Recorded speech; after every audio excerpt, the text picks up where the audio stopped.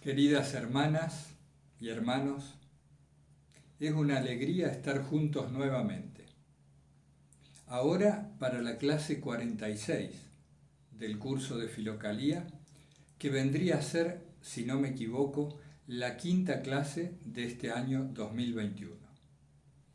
Nos toca abordar el discurso sobre la oración, que fue atribuido a Nilo, el asceta, aunque en realidad pertenece a Evagrio Póntico. Este discurso sobre la oración lo van a encontrar en el volumen primero de Filocalía de Editorial Lumen, en la página 275. Ya tienen el texto escaneado en la misma página donde van a encontrar este vídeo. El discurso sobre la oración tiene mucho contenido, mucha profundidad. Realmente una clase es poco para tratarlo. Vamos a ver hasta dónde llegamos hoy, pero nos damos el permiso de continuarlo en la clase siguiente si fuera el caso.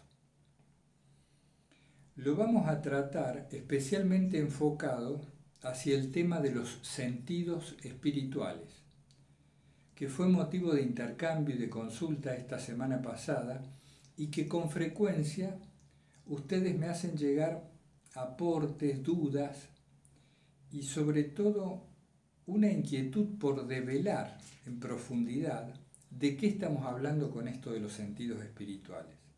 Pero no tanto en su faceta conceptual, sino más bien en lo práctico. Se me decía, por ejemplo, ¿cómo saber cuando se están abriendo los sentidos espirituales? ¿Cómo podemos tener un parámetro, un criterio para darnos cuenta si estamos bien encaminados?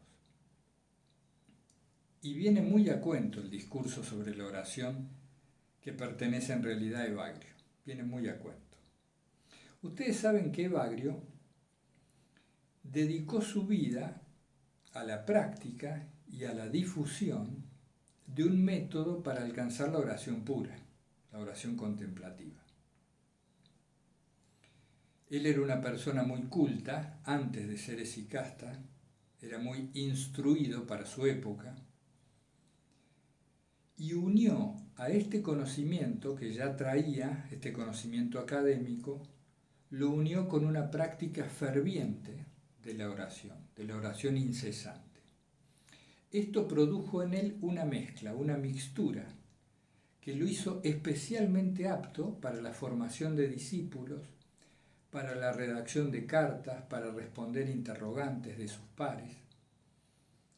Es así que Evagrio tuvo y tiene aún hoy una gran influencia en la vida monástica de Oriente y también de Occidente. Varias de las reglas de vida monástica aún hoy vigentes tienen influencia de Evagrio. Pero vamos al punto.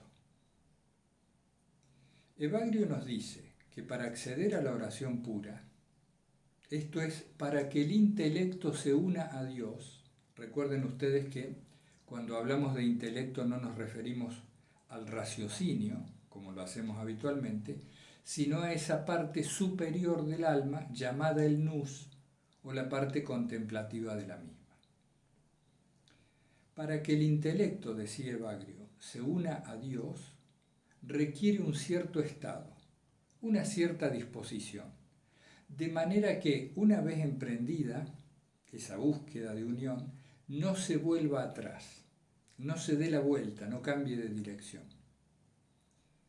Y enfatizaba que este estado se alcanzaba previa purificación. El intelecto necesita una purificación previa para acceder a un estado mínimamente adecuado para ponerse a buscar la oración pura. Enfatizaba que el cumplimiento de los mandamientos era necesario para esta purificación. Y no solo la letra de los mandamientos, sino el espíritu subyacente en ellos. ¿Cuál es el espíritu que subyace en la práctica de los mandamientos, en el cumplimiento de los mismos? Darle a Dios la prioridad de nuestra vida, Amarás a Dios sobre todas las cosas. Esto tiene consecuencias prácticas en la mirada y en nuestra conducta. Y amarás al prójimo como a ti mismo.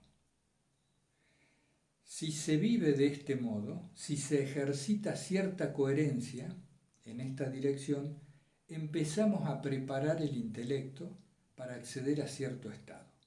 Ese estado, precisamente, es el de los sentidos espirituales que comienzan a abrirse.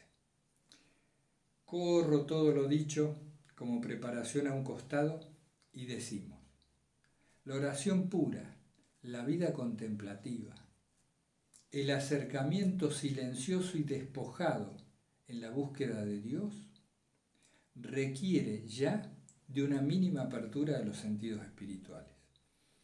Cuando decimos sentidos espirituales, estamos hablando del nous.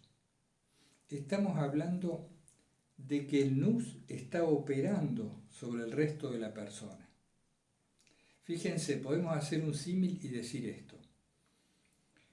O es lo físico que predomina y contamina, por así decir, todas las funciones del organismo, o es el nous, el que encendido y despierto lleva hacia abajo esa luz que adquiere por ese contacto.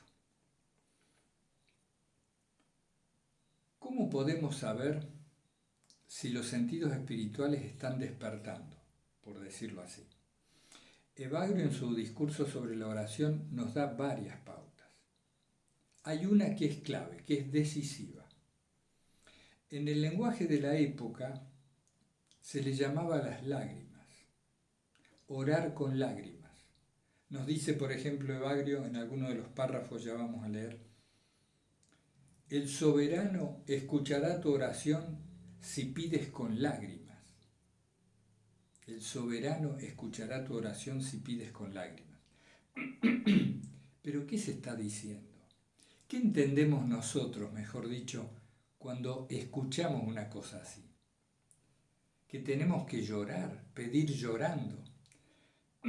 Disculpen, ustedes ya saben que mi garganta no anda del todo bien. En realidad, cuando Evagrio nos habla de las lágrimas, del don de las lágrimas, como un requisito importante en nuestra oración, se refiere a una toma de conciencia.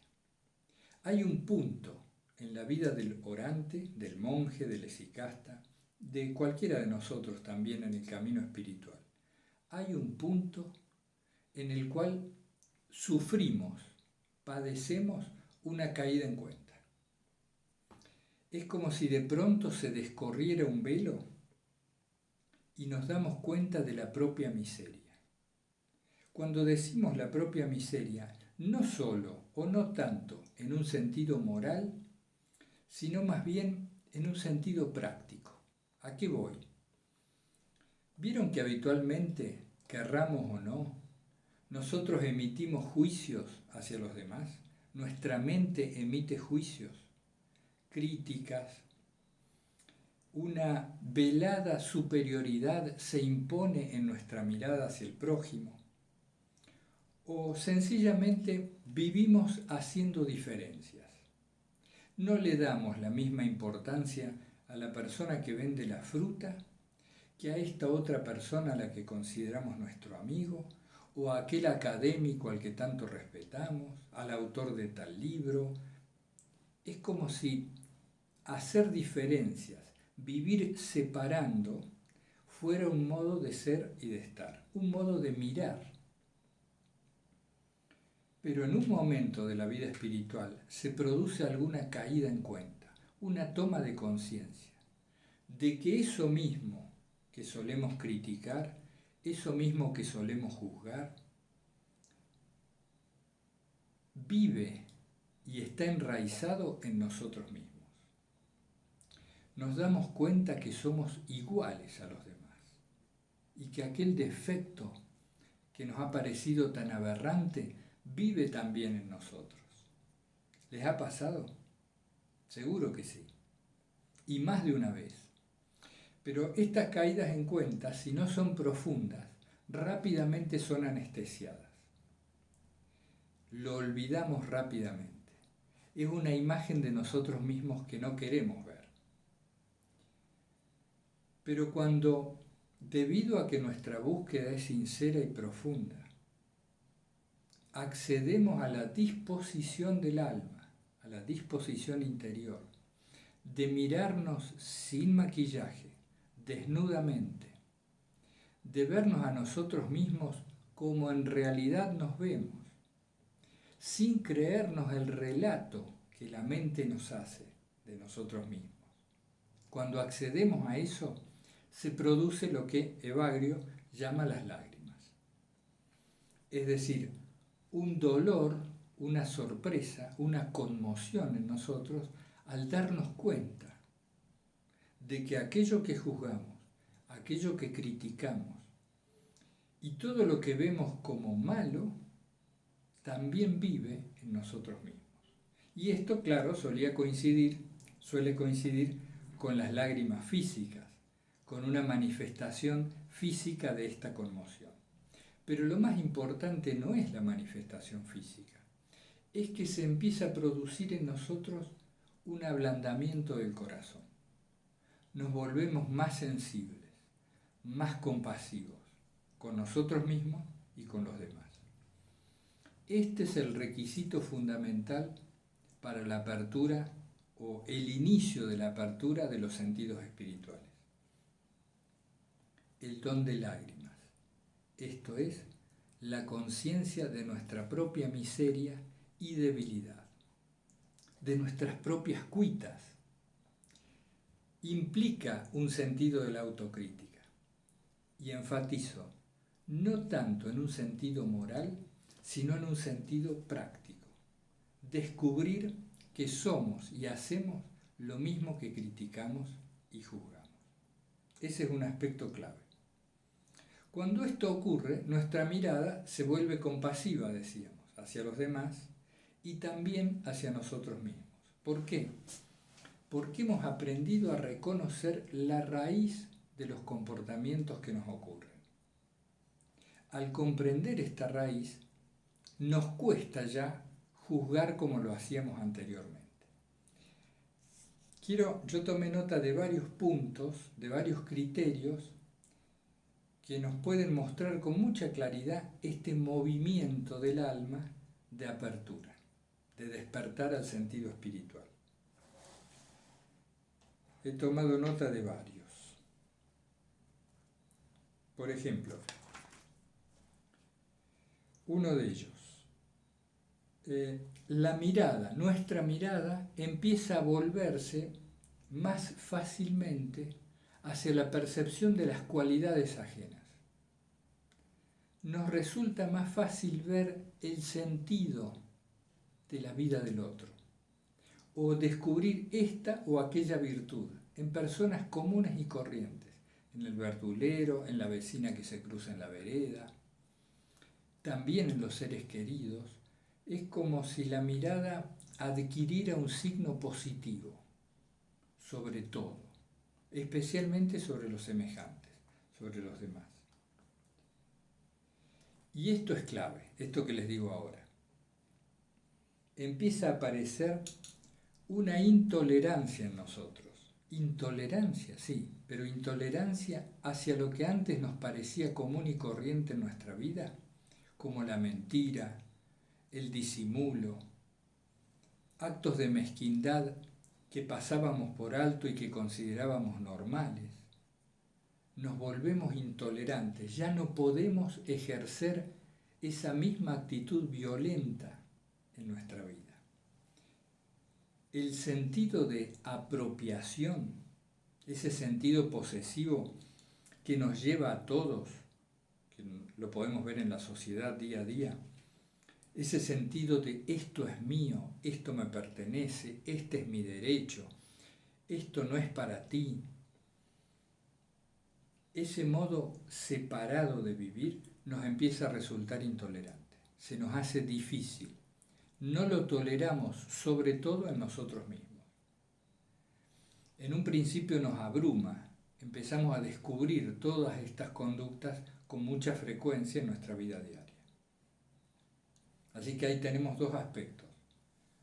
Uno es que la mirada hacia los semejantes empieza a tornarse naturalmente y sin esfuerzo más compasiva, más positiva, y que nos volvemos intolerantes hacia conductas propias que antes dábamos por sentadas o que, sobre todo, justificábamos.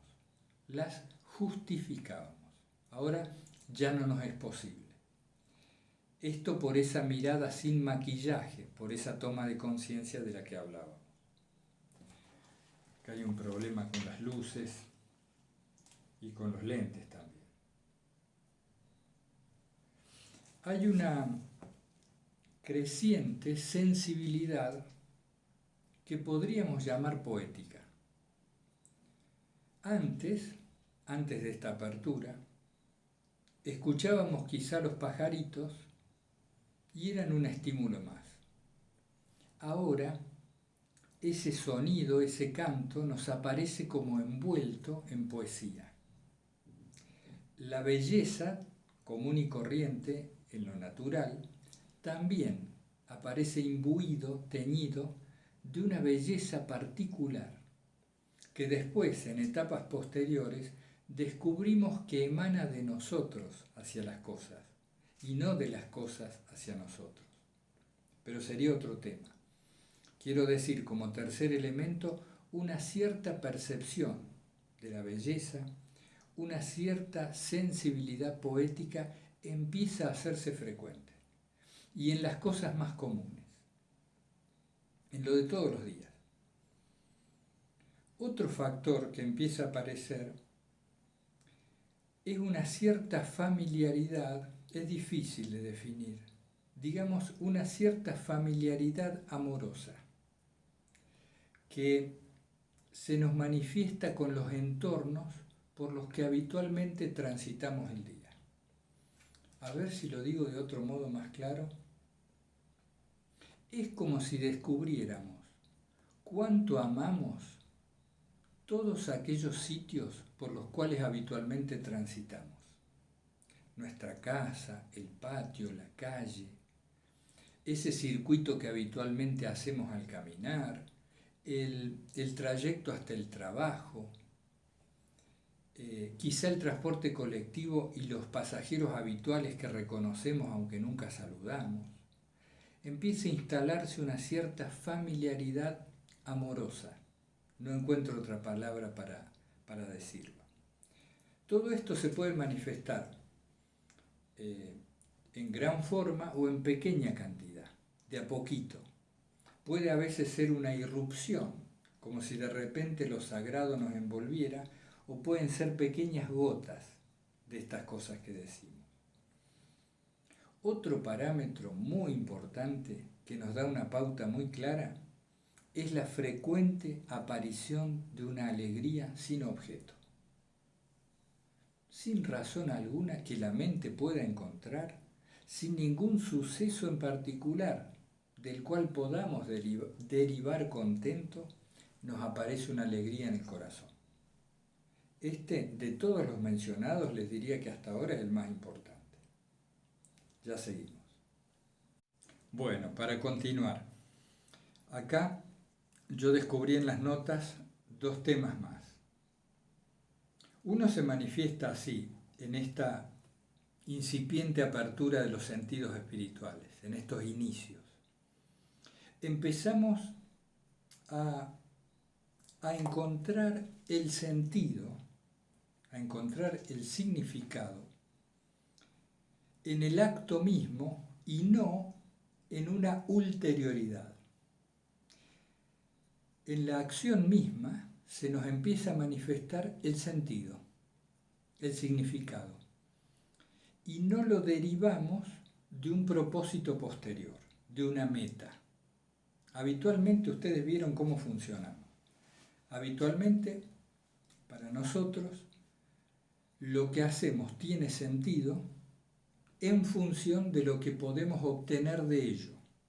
En general, se habla de esto materialmente, o tal vez en otros sentidos no tan materiales, pero siempre tiene que haber, así funciona nuestra mente, un motivo allá, al final, que es lo que finalmente nos atrae y nos impele, nos impulsa a ejecutar la acción.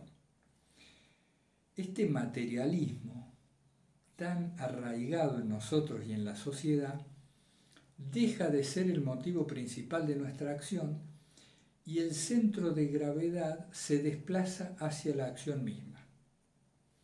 Lo repito, el sentido de lo que hacemos, queda en la acción, se percibe en la ejecución misma y no se extrae de un objetivo posterior en el futuro o ulterior.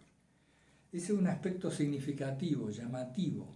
Este cambio opera de a poco y se descubre con sorpresa, y esto nos dota de una mayor libertad, porque es mucha la libertad que se adquiere cuando se hacen las cosas como un fin en sí mismas y no para lograr un propósito determinado.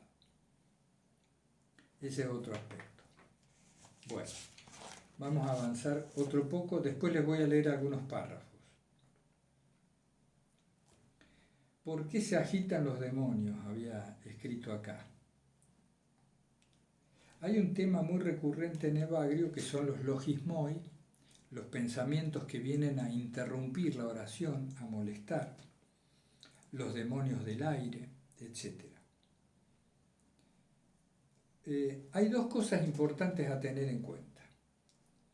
Después de esta toma de conciencia, después del don de lágrimas, después de que se produce un cambio importante en nosotros, suele venir el ataque, el rebote. Esto tiene varias causas. Una de ellas es la siguiente, fíjense bien. Al haber tomado conciencia de nosotros mismos, al mirarnos con una mirada nueva, nuestra imagen de sí, nuestra autoestima, la valía psicológica que nos atribuíamos ha cambiado. Y esto desacomoda el rompecabezas interior, la valoración que teníamos de nosotros mismos y de muchas etapas en nuestra vida. Entonces, esto suele provocar una rebelión psicológica. Nuestro psiquismo se resiste a este cambio en la imagen de nosotros mismos. A esto le llamaba Evagrio, por ejemplo, una de las causas de los ataques de los logismoi, que suele manifestarse como una vuelta atrás. Esta rebelión termina siendo una descalificación de todo lo vivido, ¿no? No, las cosas no son así, en realidad esa visión que tuve fue un momento, y se vuelve atrás en la mirada. Estas caídas hacia atrás suelen ser duras y suelen enraizar aún más aquello que habíamos abandonado. Hay que tener cuidado con eso, estar muy atentos. Otro factor que es muy importante de comprender es el siguiente. ¿Por qué razón cada vez que nos ponemos a hacer oración y buscamos el silencio o aquietarnos lo más posible, por qué razón se revela tanto el cuerpo y la mente? Evagrio lo dice que, por ejemplo, a ver si encuentro el párrafo rápidamente, dice: cuando los demonios te ven lleno de ardor por la verdadera oración, insinúan pensamientos de ciertos objetos como si fueran necesarios, y en breve exaltan su recuerdo, moviendo al intelecto en su búsqueda. Al no encontrarlos, se desanima y se entristece mucho. Cuando el intelecto se halla en oración, lo llaman los objetos de su búsqueda y de sus recuerdos, para que, inducido a conocerlos, pierda la condición fructuosa. Esto es el párrafo 10. El párrafo 10. Hay muchos párrafos muy ilustrativos. Evagrio nos induce, nos recomienda dejar a un lado los cuidados y las preocupaciones. Van a aparecer los objetos que antes buscábamos, van a surgir durante la oración. Yo les decía recién, ¿por qué ocurre esto? El organismo, nuestro cuerpo y nuestra mente, están condicionados para percibir, fíjense, los sentidos físicos, el cuerpo, está condicionado, programado para percibir. Imaginen la vista, el oído, el tacto, el gusto, el olfato, como antenas parabólicas, esas que se usan para captar señales de televisión, como antenas parabólicas que permanentemente están sensando, están registrando, están efectuando un barrido, un movimiento para detectar variaciones en el medio circundante. El oído, la vista, todos los sentidos, todo el tiempo están haciendo eso, barriendo, están moviendo. Es como si enfocaran distintas partes del medio que nos rodea buscando aquello que se mueve.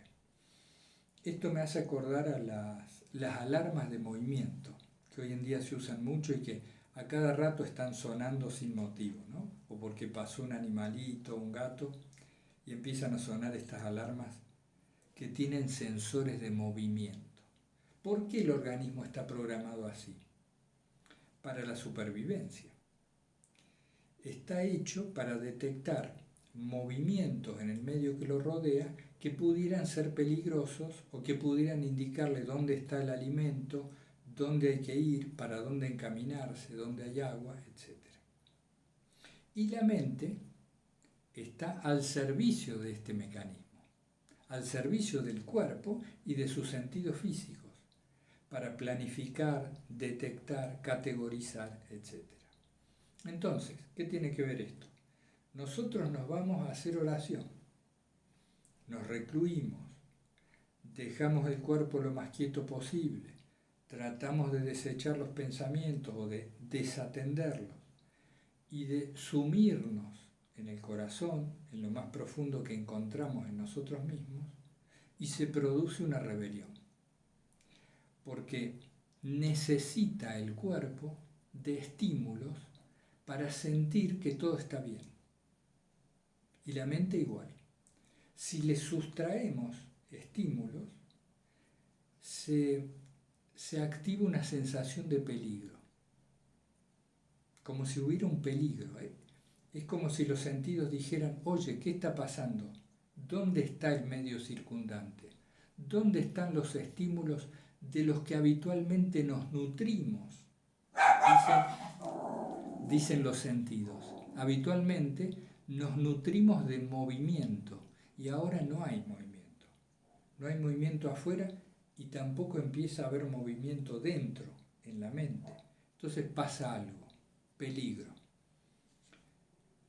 ¿Cuál es la reacción del organismo? Generar estímulos artificialmente. Nos empieza a pasar un listado de recuerdos, nos empieza a hacer como si fuera un balance de memoria para tener estímulos, para seguir volando, para sentirse situado en un medio. O nos empieza a producir imágenes hacia el futuro. Imaginen un avión que tiene dos alas, la memoria y la imaginación, pasado y futuro. Y en esas dos alas, sobre esas dos alas, organiza su trayecto, su vuelo. Este es un modo en el que a mí se me explicó que me parece muy interesante de abordar, habitualmente no se lo aborda así, de entender por qué los logismoi, por qué los pensamientos, por qué los demonios del aire, como lo llamaba Evagrio, acosan y atacan al que se dispone a una oración silenciosa, con fervor, con seriedad.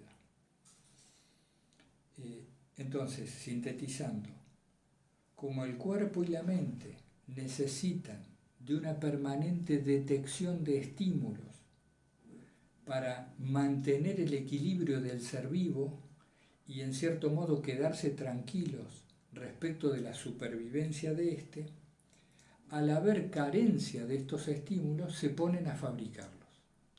Es como si necesitaran intensidad.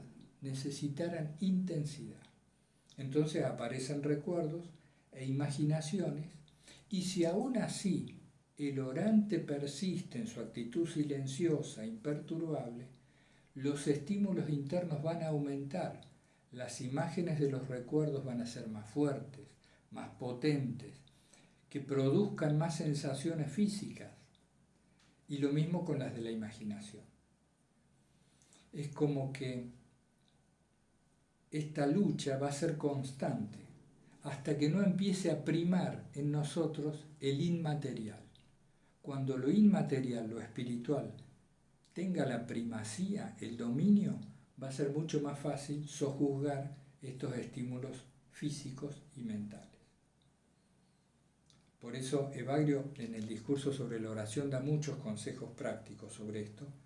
Voy a elegir algunos párrafos concretos para leerlos. Bueno, veo que me voy extendiendo mucho. Fíjense, hay muchos párrafos buenos, muchos párrafos significativos en este discurso sobre la oración. Vamos a hacer hincapié en el 89. Dice: no quieras que tus cosas vayan como te parece bien a ti, sino como gustan a Dios. En tu oración te encontrarás sin turbación y lleno de gratitud. Es decir, si nos sometemos al parecer de Dios en lo que va ocurriendo en nuestra vida. Y acá hay un tema colateral que tiene su importancia también. Fíjense, la situación que vivimos en nuestra vida actual. Cada uno en nuestra vida, en su vida, tiene una situación determinada. Esta situación está dada por una cuestión económica, por una cuestión en la casa en la que vive, en el barrio, en el país, con los seres con los cuales comparte el día a día, la salud. Es decir, hay una serie de aspectos que conforman nuestra situación de vida. A poco que atendemos, descubrimos en nosotros, todos, una tendencia, un deseo a que esta situación mejore o cambie. Siempre hay algo, en cualquiera de los ámbitos de nuestra vida, en los que tenemos un deseo de mejoramiento, de superación, de cambio, y esto es muy legítimo, muy común y natural.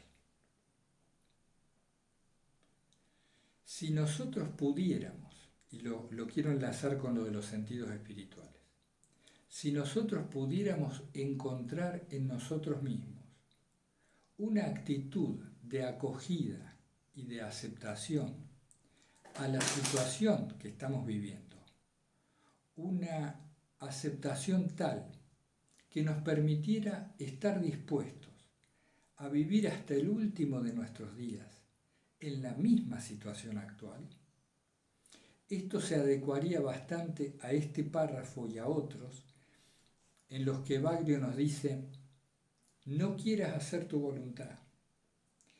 O muchas veces le pedí a Dios que hiciera tal cosa, lo forcé a concederme lo que pedía y me di cuenta después que esto no era lo más conveniente. Lo que yo quería no era lo más conveniente. Hay que dejar que Dios manifieste su voluntad en nuestra vida. Entonces, si nosotros somos capaces, mediante la comprensión y la disposición del ánimo, a aceptar nuestra situación vital actual como si fuera a ser la situación permanente hasta el fin de nuestros días en esta tierra, y en esa aceptación y acogida pudiéramos encontrar la alegría, esa sería la actitud adecuada.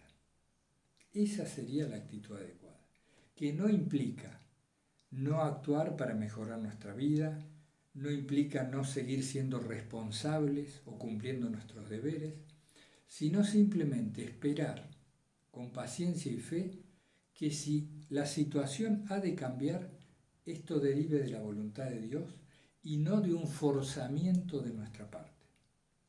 Espero haberme explicado bien. La pregunta que a mí se me hacía cuando se me comunicaban estas cosas y se hablaba de este particular ejercicio era la siguiente.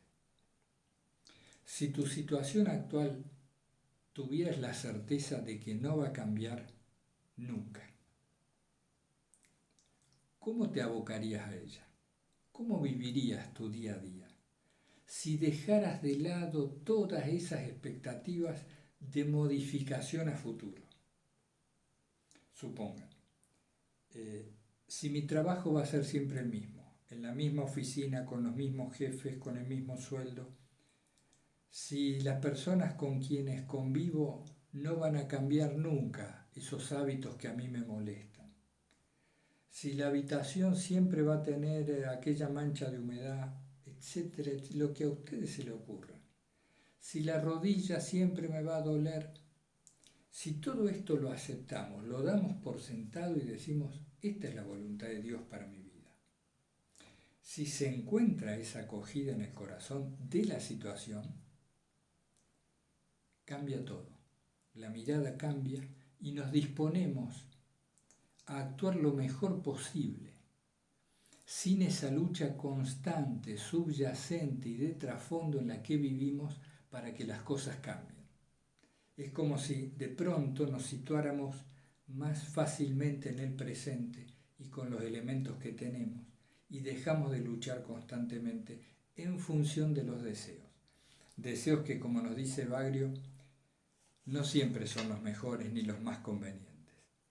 Ya vemos a ver qué párrafo, porque es un párrafo muy bueno, que está más al principio del discurso sobre la oración. Ténganme paciencia. Acá, el párrafo 32. A menudo, rezando, pedí que me sucediera lo que me pareció bien.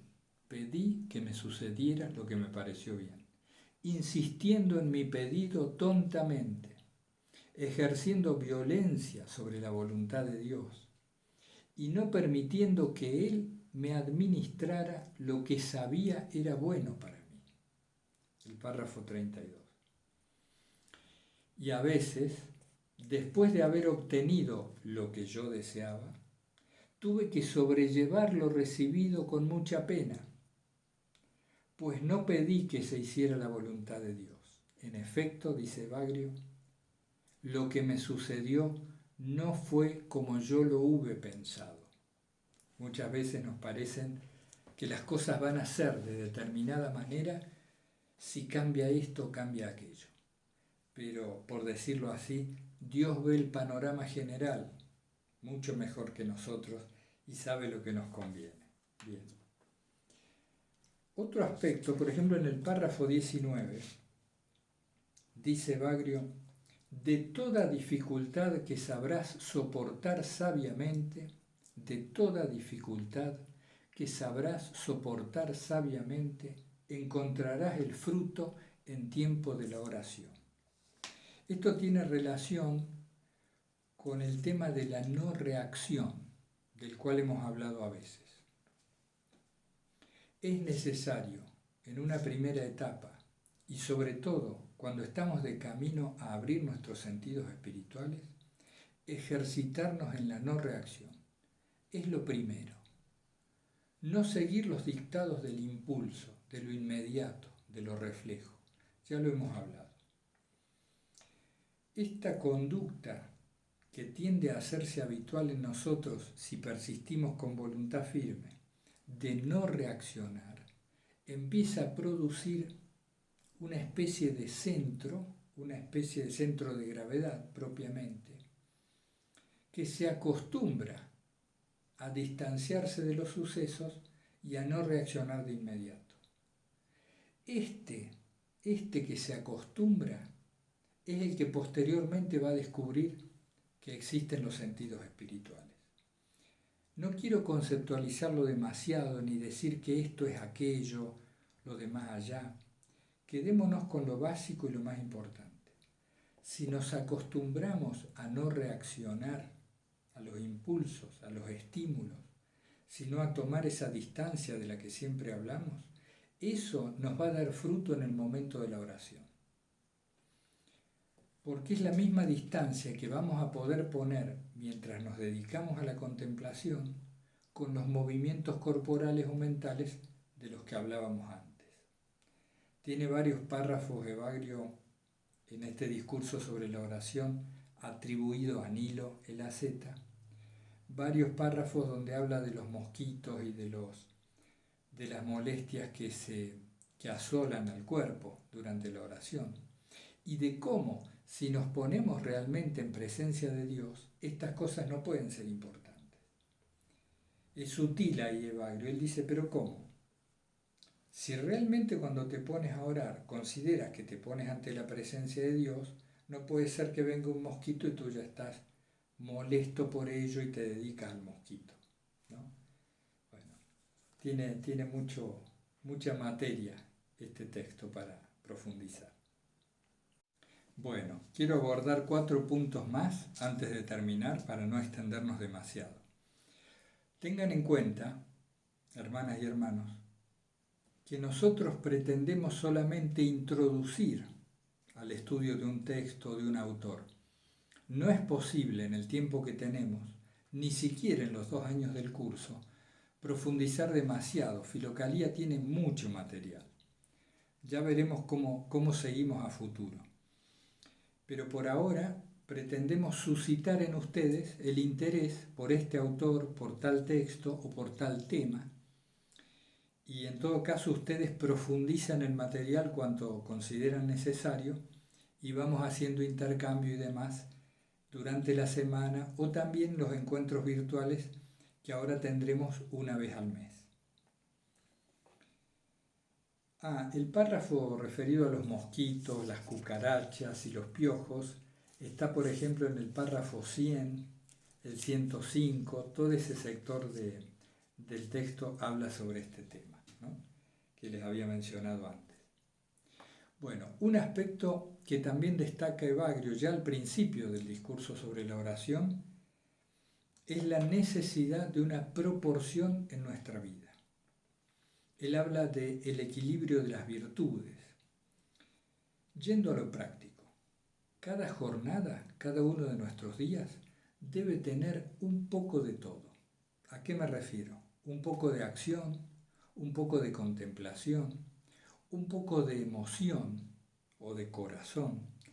Es decir, distribuir las actividades de manera equilibrada y que ninguna se descompense en demasía respecto de las otras es un muy buen consejo ascético para la vida práctica.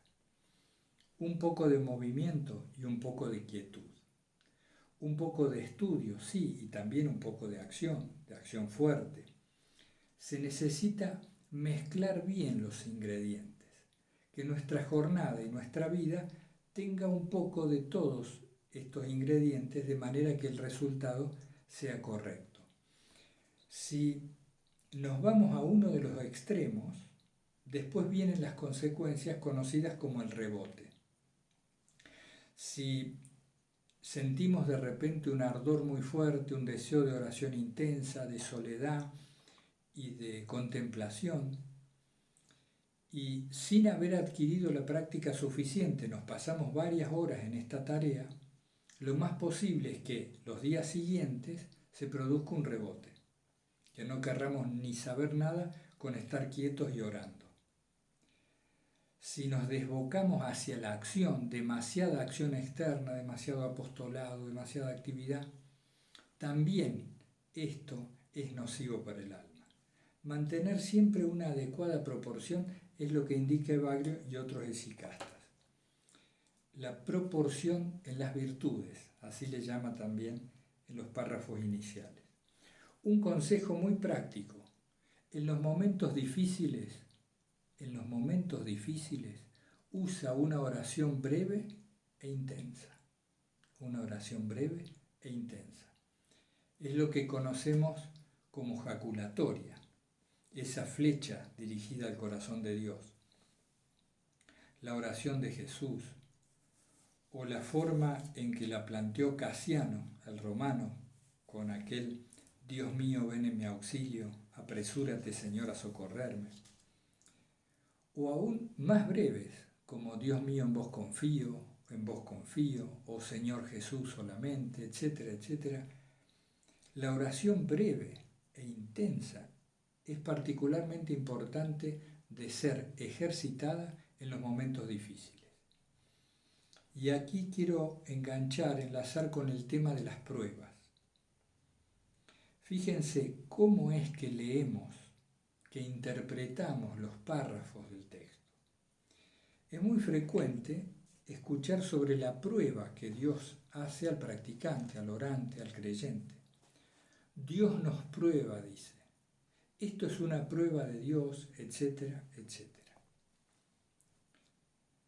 Fíjense, podemos abordar esto como tradicionalmente se hace, antropomorfizando a Dios, viéndolo como humano, con atributos humanos, y diciendo que Dios quiere examinarnos para ver si cumplimos los requisitos, ¿no? Este es el modo habitual, literal, con el que se suele entender el tema de la prueba. Dios nos prueba. A mí se me explicó en su oportunidad que era mejor verlo como un buen profesor. Un buen profesor, cuando te hace una prueba, te hace una pregunta, te interroga, lo que pretende es que mediante la interrogación o el examen se te cimenten, se afiancen los conceptos, los conocimientos adquiridos. No pretende juzgarte. Una cosa es la prueba, donde lo que importa es la evaluación para afianzar los conocimientos adquiridos, y otra cosa es la prueba donde se está esperando el juicio. Entonces Evagrio, en algunas partes del discurso sobre la oración, pone de manifiesto esta actitud pedagógica, por decirlo así, de Dios mediante los acontecimientos que nos va presentando, para que nosotros luego podamos con mayor fuerza abordar esos mismos acontecimientos. No como un juicio, no como una búsqueda de aprobación o desaprobación, sino como un irnos mostrando hasta dónde hemos conseguido, hasta dónde nos hemos afianzado. Y entonces, si descubrimos debilidad, está muy bien, porque nos permite fortalecernos para el futuro. Es como que hay que ser pacientes y ver bien qué es lo que entendemos cuando leemos. Por ejemplo, esto de las pruebas que Dios hace hacia el hombre que ejercita su oración. ¿Qué otro tema? El tema, la forma interior necesaria. En varios párrafos de este texto, Evagrio nos impulsa a evitar la ira a toda costa y enfatiza la relación totalmente simbiótica que tiene la ira con la concupiscencia. Si nos dejamos llevar, dice Evagrio, por la concupiscencia, por los impulsos corporales, y particularmente por esta manifestación de la ira tan notable, el intelecto nos queda contaminado de esa forma. Es como si la concupiscencia, la ira, o los objetos apetecibles y hacia los cuales nos apegamos, dejaran su impresión, así lo dice, en el intelecto. El intelecto vendría a ser, en este caso, como un líquido que adquiriera la forma del envase en el cual lo ponemos. Entonces, si nosotros nos sometemos a la ira, a la concupiscencia, a las pasiones, nuestra alma adquiere esta forma y por lo tanto no se encuentra en el estado adecuado para la unión con Dios. Es como si necesitáramos cierta forma particular o cierta no forma, por mejor decir, para acercarnos o para pretender siquiera una oración de silencio que nos acerque a la unión con Dios. Es un lindo tema este de la morfología y de cómo nuestro ser interior, nuestro corazón espiritual, adopta la forma de aquellos ámbitos por los cuales andamos, los temas en los que andamos. Por eso se ha recomendado mucho, y Evagrio particularmente también lo hace, preparar la oración mediante nuestra jornada. No podemos pretender orar si el día ha sido algo opuesto a la oración, si nuestra conducta no es coherente con la oración que pretendemos. Este es un aspecto que se enfatiza mucho también. Bueno, yo creo que por hoy más o menos vamos estando. Es largo, vamos a ver qué hacemos la clase que viene, si seguimos con esto o no. Les recomiendo vivamente que lo lean a este discurso sobre la oración. Yo no pude hacer audio esta semana porque andaba con la garganta a la miseria. Fíjense, por ejemplo, el párrafo 117. Te diré lo que pienso, cosa que ya he transmitido a los más jóvenes. Ven que habla en el contexto del discipulado. Bendito el intelecto que en el tiempo de oración ha adquirido una perfecta ausencia de formas. Una perfecta ausencia de formas. Ya está hablando bien claramente de la vía negativa, de la vía apofática. Para esta perfecta ausencia de formas, necesitamos que nuestro día a día no esté esclavizado a las formas. Necesitamos irnos desapegando lo más progresivamente o lo más tranquilamente que querramos de los múltiples apegos, de las pasiones que nos tienen esclavizados. Porque si no, no podemos levantar vuelo, ¿no? Es como esos globos aerostáticos que tienen mucho peso, mucho lastre y no pueden elevarse. Tengamos cuidado con no caer en un dualismo literal o una comprensión muy superficial de los textos de Evagrio. Si lo miramos rápido, parece un dualista atroz. El cuerpo es malo, todo lo que no es cuerpo es bueno. Todo lo que es del cuerpo es pasional, nos ata a la tierra y te aleja de la unión con Dios. No, veámoslo despacio. Evagrio no rechaza el cuerpo. Evagrio rechaza que el cuerpo maneje, que el cuerpo sea nuestro dueño. No está hablando de que está mal el cuerpo. Nada en la creación es malo. Dios hizo la creación, por lo tanto la creación es buena. Es buena como su artífice, como quien la hizo.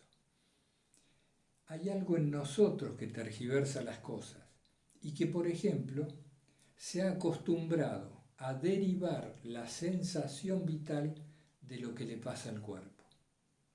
Entonces andamos todo el tiempo buscando sensaciones corporales para sentirnos. Esto es lo que Evagrio dice debemos evitar.